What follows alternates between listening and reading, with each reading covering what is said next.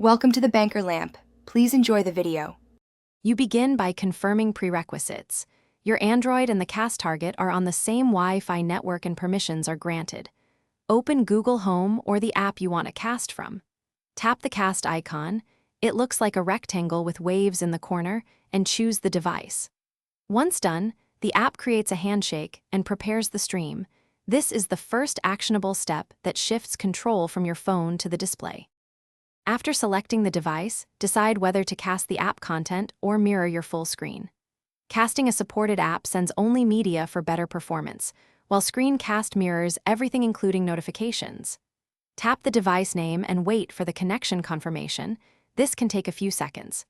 Use your phone to pause, seek, or change volume. If available, the remote controls on the TV or cast device also respond. To finish, tap the cast icon again and choose disconnect or stop casting. That cleanly returns playback to your phone. If you encounter lag or no sound, make sure the app and devices are updated and try lowering stream quality.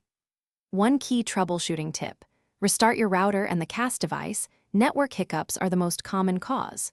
If that fails, reboot your phone, then rejoin the same Wi-Fi and repeat the cast steps to re-establish a stable connection.